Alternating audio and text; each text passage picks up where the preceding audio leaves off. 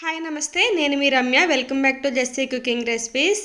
ఈరోజు నేను రాగులు పెసలతో దోశ ఎలా ప్రిపేర్ చేయాలో చూపిస్తున్నానండి. చాలా ఈజీగా చేసుకోవచ్చు. ముందుగా 1 కప్పు పెసలు, అరకప్పు రాగులని 8 గంటల ముందు నానబెట్టుకోవాలి. 8 గంటల తర్వాత ఒకసారి వాష్ చేసుకొని మిక్సీ జార్ తీసుకొని మిక్సీ జార్లో వేసేసుకోవాలి. రాగులు పెసల్ని మొత్తాన్ని వేసేసుకోవాలి.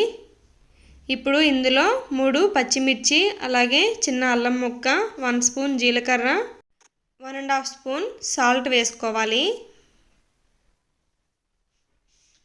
వేసుకొని 1 కప్పు వాటర్ యాడ్ చేసుకొని మెత్తగా గ్రైండ్ చేసుకోవాలి.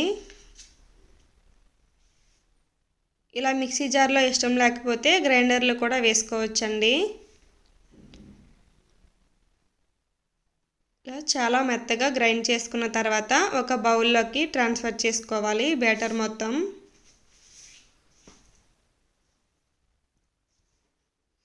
ఒకసారి మొత్తాన్ని బాగా కలుపుకొని ఇప్పుడు స్టవ్ ఆన్ చేసి దోశ ప్యాన్ పెట్టుకొని కొంచెం ఆయిల్ వేసుకొని ప్యాన్ మొత్తం స్ప్రెడ్ చేసుకోవాలి.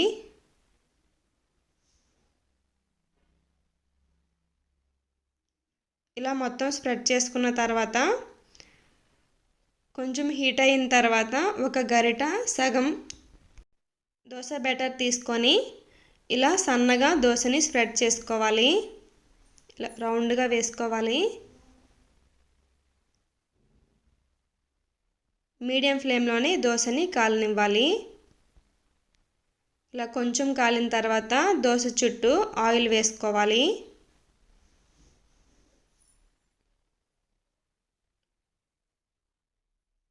ఇలా చుట్టూ ఆయిల్ వేసుకొని 1 మినిట్ మీడియం ఫ్లేమ్లో కాలిన తర్వాత దోశని మెల్లగా ఇలా సైడ్స్ రిమూవ్ చేసుకోవాలి. ఇలా రిమూవ్ చేసుకొని దోశని రివర్స్ చేసుకోవాలి.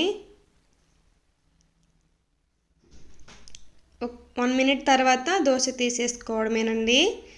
ఇప్పుడు ఇంకొక దోశ వేసి చూపిస్తున్నాను. ఈ పెసలు రాగుల్లో చాలా హెల్త్ బెనిఫిట్స్ ఉన్నాయండి. వెయిట్ లాస్ అవ్వాలనుకునే వాళ్ళకి ఈ దోశ చాలా హెల్ప్ అవుతుంది.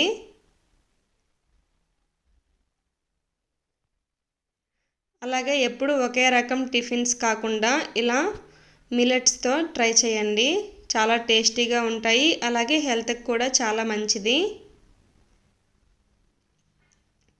అన్ని రకాల టిఫిన్స్లో కన్నా ఈ పెసరట్టు చాలా మంచిదండి హెల్త్కి. డైలీ మార్నింగ్ బ్రేక్ఫాస్ట్గా ఈ పెసరట్టు అలాగే అల్లం చట్నీతో సర్వ్ చేసుకొని తింటే చాలా బాగుంటుంది. అలాగే పెసరట్టుకి అల్లం చట్నీకి కొంచెం కాంబినేషన్ ఉందండి. ఇలాగే దోశలన్నిటినీ వేసేసుకోవాలి.